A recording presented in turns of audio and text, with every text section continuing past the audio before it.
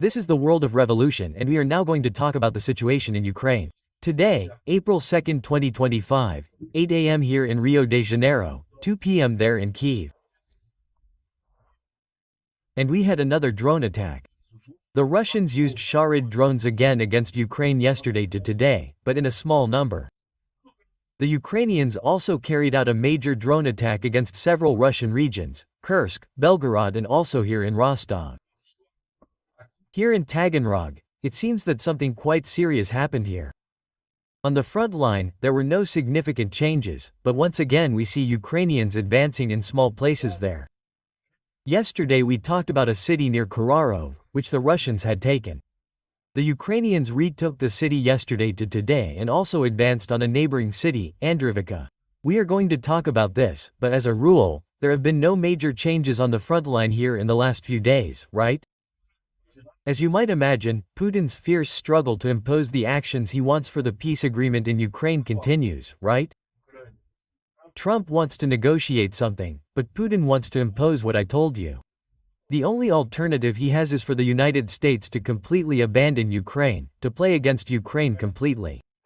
And Trump won't do that, because it would be shameful for him, and he's already seen that he's losing popular support in the United States. It's almost funny how Russians try to convince people that it's the Ukrainians who are wrong about these things, right? Well, for example, the issue of holding elections that no one talks about anymore. Why don't they talk about it anymore? Because they saw that it was idiotic, that there was no support for this kind of thing, that it wouldn't get anywhere. Trump is learning the correct place for the United States in this war. I hope it doesn't take him long to understand that, right? And at the same time, the United States is now resentful of Europe, because Europe no longer wants to buy American weapons. Of course. How are you going to buy weapons from a partner who changes strategy in the middle of the road, who makes an alliance with Putin, who makes an alliance with Russia?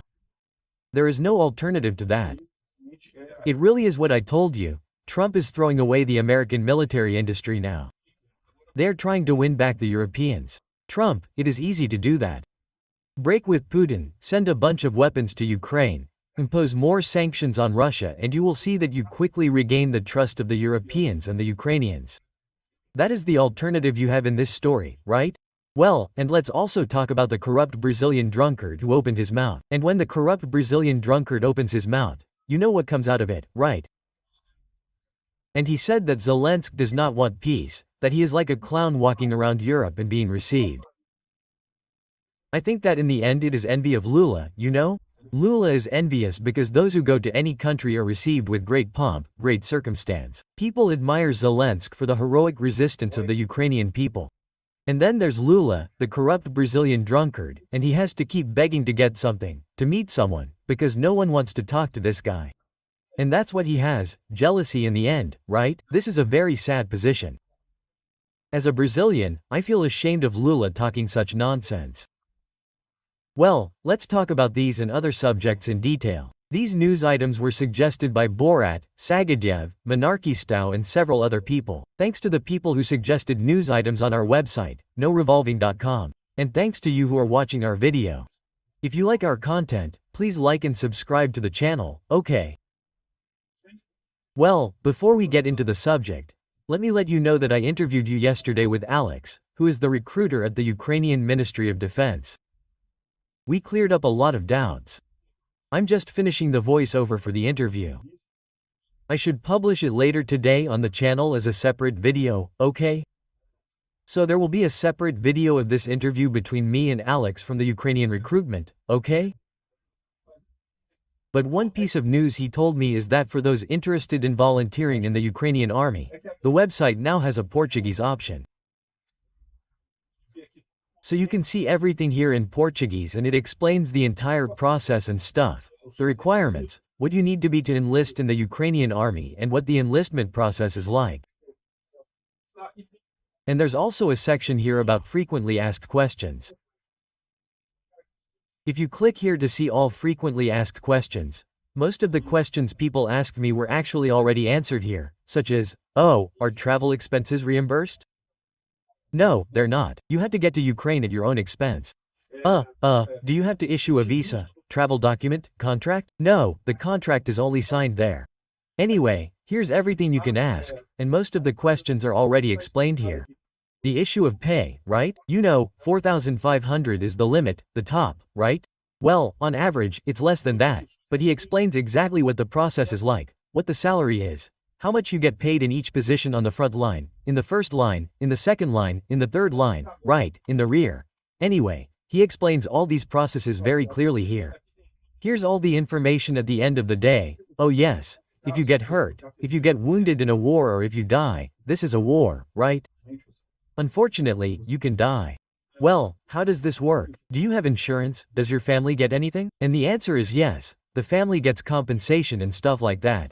Anyway, just to let you know that now everything is in Portuguese here for anyone who wants to ask questions, okay? And the program is being a success, okay? The people in the Ukrainian army are very excited about the difference we are making here in Brazil. The number of people who are signing up to join the Ukrainian army from here. Well, that's exactly why, right? So we can support these Brazilian people who are coming there. Because the truth is that many of the people who are going are people who have no experience with international travel, who are getting their passport for the first time, who are traveling for the first time. By the way, regarding the trip, this is an important point. To enter Ukraine, you just need to have a passport, okay? You need to get a passport, and here at the Federal Police it costs a lot. It costs. I don't know how much it is currently, but you can look here on the Federal Police website for the passport division, passport application. You'll have to fill out a lot of stuff. You'll have to pay a duda, which is expensive, okay? Yeah, it's expensive, it's not cheap. But if you get your passport there, well, that's all you need. For now, Brazilians don't need any more information or anything else to enter Europe. It's expected that at some point in the future, an EVISA will start operating in Europe, and you'll have to get an EVA to go when that starts operating. But it's not working yet. So you can get in Warsaw. From Warsaw, you buy a train ticket and stop in Kiev, right? That's the standard way to get there. I've been there several times, and it's always like that. I go to Rio, Lisbon, Warsaw, and then from Warsaw, you take the train to Kiev. It takes about a day or two to get from Brazil to Kiev using this method, right? Well, and these people who are arriving there, many of them aren't used to it. They don't know what the cold is like, right? It's really cold. This time of year, summer is coming there, but you have to have special clothing, that kind of thing. So, here's another thing. Many people get there and there's nothing, there's no place to stay, right? The first 2 weeks are the documentation part, then you still have to close the contract with the Ukrainian Ministry of Defense. So, it usually takes 2 weeks, and at that point you don't have any support from the Ukrainian army yet. Only when you sign the contract are you taken to the accommodation. So, we have a group of Brazilians there in Ukraine, they're in KIV, who provide support to the people while they're doing this part there. Alex Silva is the one coordinating this there. Well, and in the end, we need to demand costs for this too, right? So, we're doing a fundraising campaign to help with these costs, okay? The main prize is a Russian soldier's helmet, which was a war trophy from the war in Ukraine. There are more pictures of it here. Here's the helmet. It's crooked, it's burned, but that's what makes it authentic. It really is a war trophy. I understand that some people may not like this kind of thing. So, if the person who wins the helmet prefers it, they can exchange it for this lamp here. The lamp will be the second prize. So, but I have 2 lamps. So, if the person with the helmet wants to exchange it for a lamp, the lamp will still be the second prize too. I have 2 of these lamps to send to people. The third prize is this little plane here. It's a little piece. It's tiny, okay?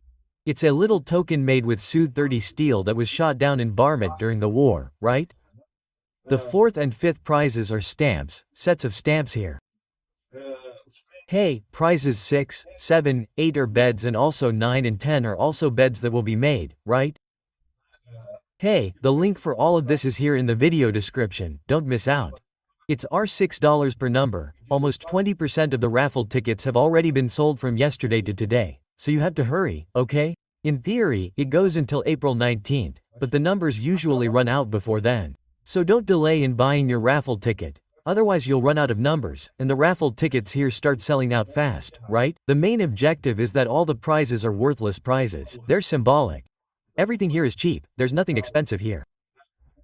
Well, the objective is really to help Ukraine, but to give you a little souvenir of this whole process, I'd like to thank everyone who participated in our raffle here, right? Well, getting to the point, from yesterday to today, Russia launched 74 Shahed drones. 41 were shot down by anti-aircraft defense, 20 by electronic warfare. So, the vast majority were shot down, but about 10 still hit targets in Ukraine.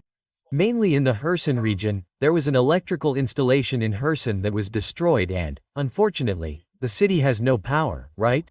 Kherson is a city that has been badly damaged by the war. The Russians have carried out several attacks on the city of Roman. I was in Rason last year. It's really sad what's happening there. In fact, I took a picture right at this entrance to the city, but anyway, yesterday's attack had consequences there in Kherson, right? Now the Ukrainians have also carried out attacks, okay? Mainly in the KURSK, Rostov and Belgorod regions. Lots of explosions, lots of drones, and they hit targets there. There are several images here. I can't show them because YouTube now has a policy that any explosion is prohibited on YouTube. I lose the monetization of the video, so I can't show them to you, but there were several attacks there in those regions from yesterday to today. And here, and there was also in Crimea. So here are images of Ukrainian drones hitting targets in Crimea. Well, the Ukrainian attacks there are really impressive, okay? So, once again, those are drones that are taken by drones, right? So, you have the maritime drone that takes the aerial drone right up to the coast of Crimea. And then, from there, the aerial drone, using the maritime drone as a signal repeater, is able to attack the Russian installations there in Crimea, right? So, this attack here is really impressive. Another major successful attack there in Crimea as well. Another piece of information we have is about the helicopters. Do you remember that a few days ago we said that the Ukrainians hit 4 helicopters there in Belgorod, right, between Belgorod and Kursk, and precisely helicopters that were being used by the Russians for logistics. And now we have the image of the helicopters completely destroyed, okay? This here is a helicopter. This here has become scrap, okay guys? Because with these, with its blade all punctured like this, forget it, this here is useless anymore. This helicopter here has become scrap. There is no way to repair this here, no. And there were 4 in total. It shows 2 here completely destroyed, completely punctured here, look. This rotor here is finished. And this is done with tungsten balls that pierce, right? So, although the entrance here, you can see here in the bodywork, just a small hole at the entrance here, but whatever is inside, my friend, is all destroyed. These helicopters are no longer of any use, right? He shows several helicopters destroyed here, look. And he shows 2 intact here and but here, look at the degree of destruction in some points that you have here. In other words, it really did completely wipe out the Russian helicopters there in Belgorod. This is excellent news. This attack happened a few days ago. We have confirmation here of the destruction of the helicopters, right? We also have information that the Russians are desperate there in Popovica. Popovica is in this region here, look, very close to Belgorod. Demidivitsa is here, Popovica is here, look, right? The Ukrainians took these 2 cities here in Belgorod. And notice how the Russians are bombing this area here. It's because the Russians are afraid that the Ukrainians will launch a major offensive in this direction. There must be a lot of Ukrainian troops here to prepare an offensive in this direction. Let's see what will happen, right? Anyway. Oh, here the Russians tried to destroy this dam there in Popovica with a Fabi 3000 bomb, right, which is a 3-ton bomb, but they weren't able to destroy the dam. This dam would make it difficult for Ukrainian troops to advance here in this region of Popovica here, right? I think they're talking about this dam here, that is, they wanted to destroy this dam here precisely so that the Ukrainians wouldn't be able to cross this region and supply the troops here in Popovica, but they weren't able to destroy the dam. Ukrainian logistics are still working. And Russian logistics are completely flawed in this region here, right? Furthermore, the Ukrainians annihilated a Russian convoy in the Pokrovsk region. The Pokrovsks tried to make a surprise push yesterday. They sent 3 armored infantry vehicles, a bunch of trucks and motorcycles and stuff. They tried to advance by surprise, taking advantage of the very bad weather yesterday, with a lot of rain and stuff. Because of that, the Ukrainians can't use their drones much. And remember, drones are the Ukrainians' greatest weapon, but even with that, even with the rain, the drones managed to repel this Russian attack there in the Pokrovsk region and they couldn't advance anywhere, right? On the contrary, we'll see that here, look, in Andrivka, the Ukrainians advanced a little further towards Andrivka. This area above here, below here, The Ukrainians had already retaken Constantinople and now they've advanced here above also towards Andrive. Right? Here, look, this region is this region here, right? On the front line here, near Pokrovsk, but actually more like it, closer to Kurahov. Here, look, Constantinople is this city here. Yesterday the Russians had taken Rozhly and the Ukrainians have already retaken Rozhly here. The city is now in Ukrainian hands again. Constantinople too. And now we have information on this map that does not appear yet. It still shows Andrivka as completely controlled by the Russians. But at this point the Ukrainians are already controlling a significant part of Andrivka here in this region, right? There was a news story in the Russian Journal of War Medicine that 75% of the injuries that Russians receive on the front line are caused by drones, both kamikaze drones and bombing drones, right? A kamikaze drone is a drone that blows itself up along with the person. A bombing drone is a drone that does not explode. It goes there and drops the explosive charge on the soldier.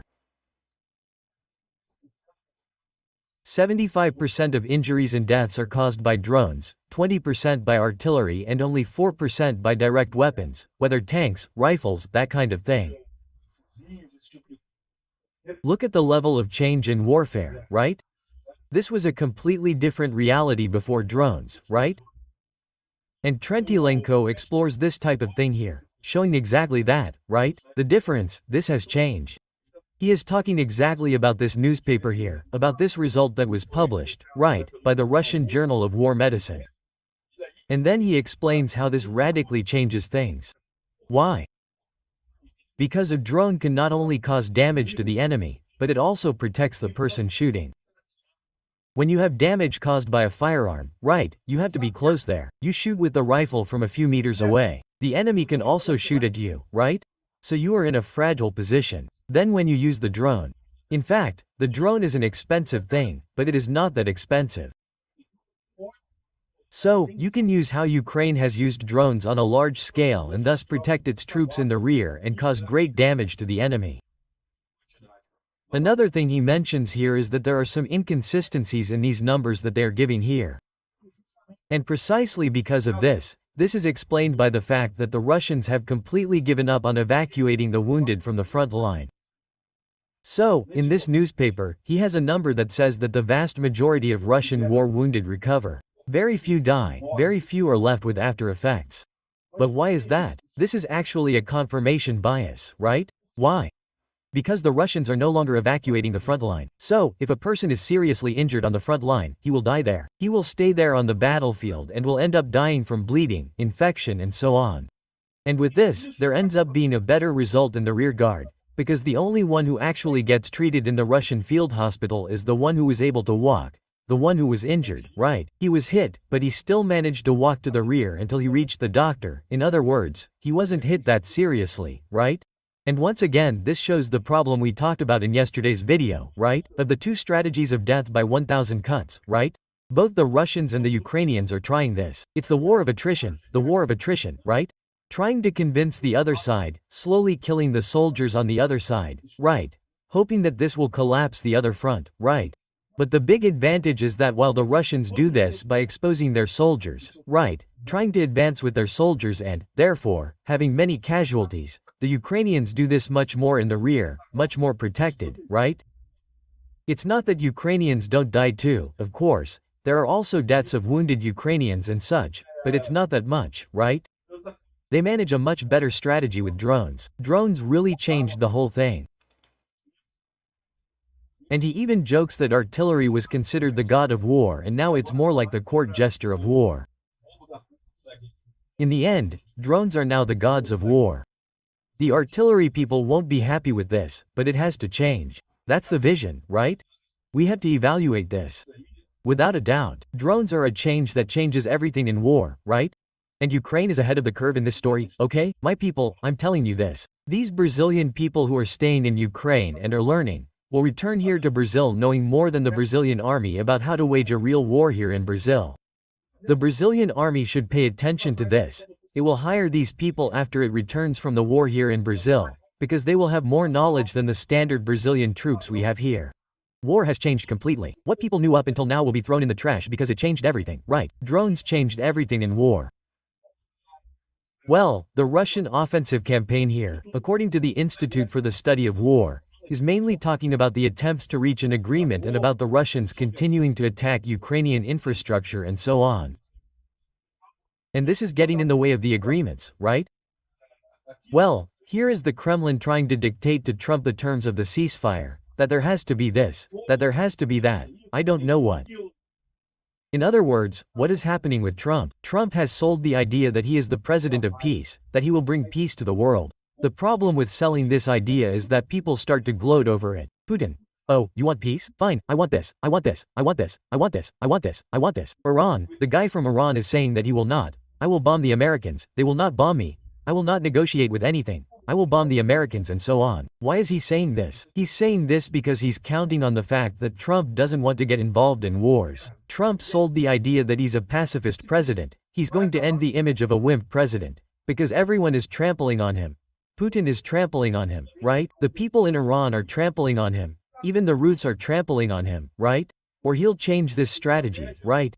He'll stop saying that I'm not going to be the president of war from now on. I'm going to arm Ukraine. I'm going to arm Israel. I'm going to attack Iran.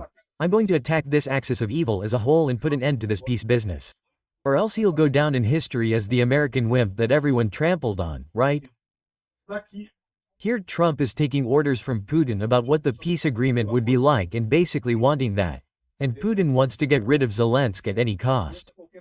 Why? Precisely because he knows how valuable Zelensky is. Well, everyone misjudged Zelensky. They thought he was an actor, that he was a joke, they elected an actor and so on. But the truth is that Zelensky grew in his position. He became the leader of the Ukrainian people. He was always much more than an actor, okay? But of course, there was this prejudice against him originally, right? He actually ended up representing the Ukrainian people when he decided to stay. That famous phrase of his, I need ammunition, I don't need a ride, right? It's a phrase that has already gone down in history, my friend.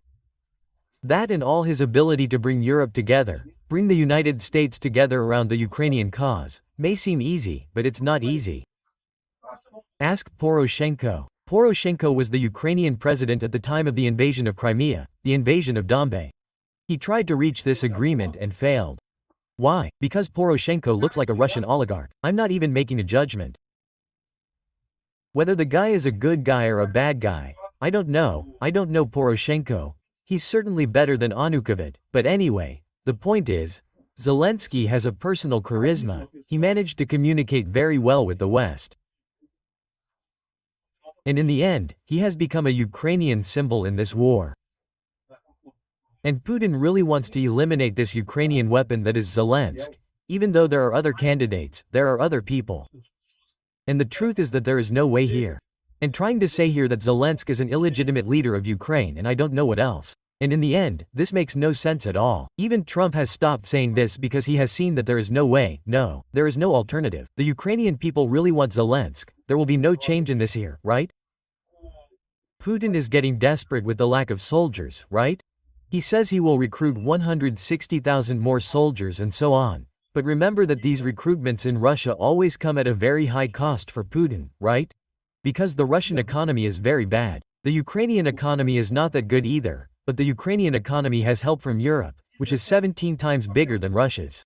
So, it is much easier for the Ukrainians. Why do so many Brazilians want to go to Ukraine? Of course, fighting for freedom, fighting for Ukraine is a very important motivator. You know that you are on the right side in this war, which is a war that will define the next 200 years of human history. It is very important that you are there, but we cannot forget the financial side either, right? It is a good salary to earn $4,500, which is the maximum you can get. In practice, those who are on the front line will earn on average around $1,000.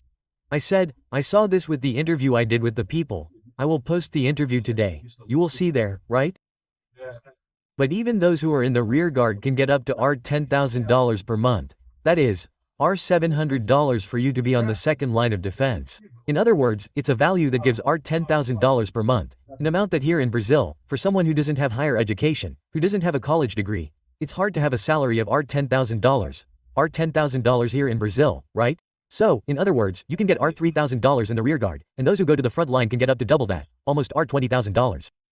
So, it's a good opportunity in financial terms too. And in the same way, in Russia, a lot of people go to Russia because of that, but again, the Russian economy is collapsing, right? Well, in this fight, every war starts with a lot of military strategy, with a lot of equipment and stuff like that. In the end, it becomes an economic war. And Russia will lose this war simply because it's 17 times smaller than Europe, and Europe is on Ukraine's side. Even if the United States abandons Ukraine, there is no way out. Then Russia will lose out because of this. And that is Putin's problem with enlisting more soldiers there in Russia. It's more money that he has to pay, right? Well, Lavrov handed over a list of violations that Ukraine committed in the matter of the attack on energy facilities, complaining that Ukraine had a lot of things in the energy facility. If Trump is going to believe Russian propaganda, there is no way, right? I hope he knows that this is all a lie. Then Lavrov opened his mouth, he is lying after all. So I hope Trump knows what he is getting into with this, right?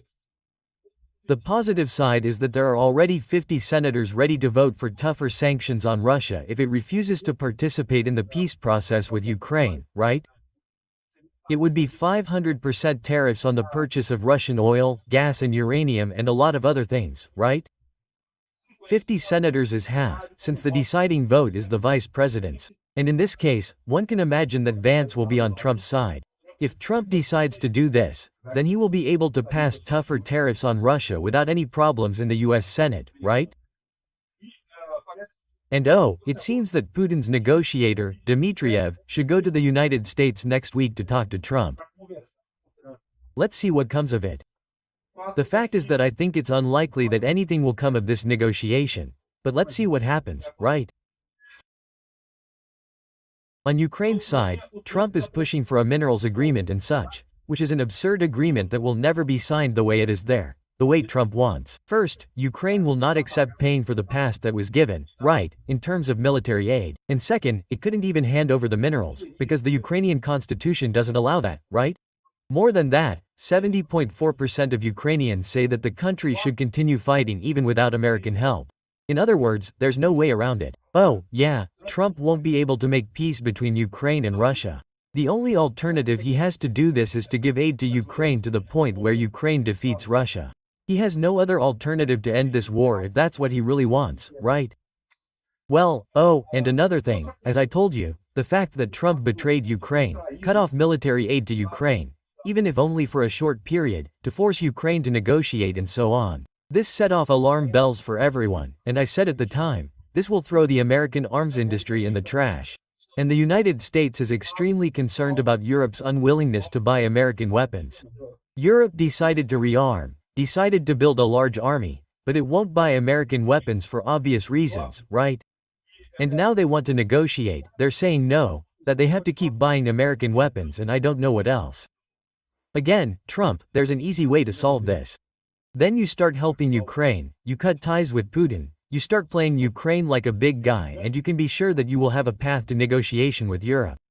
There is no alternative. You yourself said that Europe had to be handed over to Russia, that Russia is Europe's problem and so on. You can't have it both ways. That's what I'm saying. Trump is complaining that the United States spends a lot of money being the world's police. It's true. They do spend a lot of money, but they get a lot of benefits from it. If they want to give up their role as the world's police, fine, no one can do anything about it. It's an American decision. They elected the guy. He's doing this, right? He's going to stop being the world's police. Now get ready, because many of the things that Americans take for granted, right? This cultural dominance, this economic dominance that the United States has over the world, that's going to end, right? That's going to end up generating a considerable decrease in American wealth, right? There's a bonus to being the world's police, it's not just a burden, right? More good news. Latvia is sending 1,500 combat drones to Ukraine. That's always good news. The more drones, the better. As we've been saying, drones have become an indispensable weapon in the Ukrainian army. And oh, strained intel talks about the Russian problem in this war, right?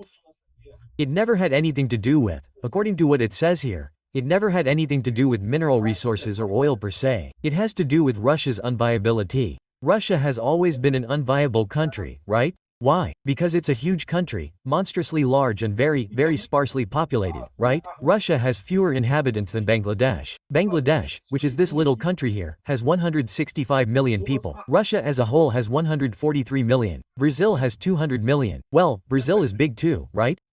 But Russia has this problem, except for the Moscow part here in St. Petersburg, the European part of Russia, right? And some small towns here in the south. The bulk of Russia is all empty. There's nothing there and it ends up being expensive to maintain sovereignty over this area. This is the problem that Brazil has in the Amazon too. We have this problem in the Amazon, right? It's expensive for Brazil to maintain sovereignty in the Amazon and the Brazilian army's efforts there. Precisely because it's a sparsely populated area. It's an area that doesn't have many people. There's not a large Brazilian presence there, right? But the Amazon has the advantage of also being extremely inhospitable to an invading force. Invading a forest, my friend, is not easy. Invading the tundra is a piece of cake. Just put the tanks up on the tundra and leave. Anyway, Russia is an unviable country and they want to solve exactly that. And the only viable part of Russia is the European part. They want to expand this European part with Ukraine precisely to make the country a little more viable, right? Viktor Orban, who is another Putin sycophant in Hungary, right? And he's a friend of Bolsonaro's too. Bolsonaro should choose his friends better. Orban is a piece of human garbage. Here, look. Hey, you see big protests against him in Hungary, right? He's probably going to lose the next election. He's probably going to run in the next election precisely because of his pro-Russia stance, right? And there are a lot of protests against him. Do you know what his latest one was? He called this an LGBT march. And since LGBT marches are banned in Hungary, he's going to crack down on this LGBT march. Where is it? Where is it? Where do you see LGBT flags in this story? There's the Hungarian flag here, there's the European Union flag, and there's the flag of his opposition party there, which is this purple one here that has nothing to do with LGBT. Where's the rainbow? Where are the people dancing naked at the LGBT march? I think it's absurd to ban LGBT marches, okay? You know my position. I'm a libertarian, I'm not a conservative. I think there really should be gay pride. Every homosexual goes through great difficulty throughout life in order to assert themselves, to show themselves to the public. So there really should be an LGBT pride march. I think that sometimes people exaggerate. There are some things you see in LGBT marches that are pornographic and, well, it's ugly, but anyway. Well, using this to repress the opposition is the height of cruelty. That's what I'm telling you. Be careful with these right-wing people. Right-wing socialists are dangerous. The fact that they're right-wing doesn't mean they're not socialists in the same way, wanting a dictatorship, wanting to control the opposition, right? And speaking of partners and shitty people, and speaking of dictatorship, Lula said another stupid thing about Ukraine here. Here, look. I don't know the president of Ukraine right now. His behavior is a little strange, because it seems like he's part of a show. He appears on television morning, afternoon, and evening. He appears in the English Parliament, in the German Parliament, in the French Parliament, as if he were campaigning. He should have been more concerned with the negotiating table. Now answer me, this is not envy. It is envy because Lula is not news anywhere in the world. No one cares where this corrupt drunkard is hanging out, doing, or saying with his life. Zelensky, yes, and yes, Zelensky is campaigning. Lula, he is campaigning for his country. He is campaigning to raise funds for his country to fight the war. Yes, he is fighting a war. He is a hero who is keeping Ukraine together against an enemy much bigger than it, which is Russia, right? He appears on television, and it is envy that Lula would love to appear on television morning, afternoon, and evening, but no one wants to hear about this crap from this corrupt drunkard who for some reason is in the Brazilian presidency, man. I mean, look how spiteful the guy is, right? Then he said, no, I hope he's concerned about peace, because then he wasn't. No one is more concerned about peace than Zelensky. Now what Zelensky won't do is accept absurd demands. Oh, because he has to negotiate, which he can't. He has to accept giving up territory. Hey Lula, give up the Amazon to Russia, then you have to give up territory. Give up the Amazon to Russia, then. Damn, you piece of? Honestly, I'm ashamed of being Brazilian and having an idiot like Lula as president. Absolute shame. Thank you for watching the video until the end. If you like the content, don't forget to like it. This helps the channel grow and reach more people. If you didn't like it, leave a dislike and explain in the comments how we can improve. Also comment with suggestions of topics that we can bring here. Insulting comments or those defending dictatorship and war criminals will be summarily blocked. I appreciate your understanding. If you're not yet subscribed to the channel, consider subscribing by clicking the subscribe button below and ringing the bell for all notices. If you want to help the channel, see how you can do it on our website.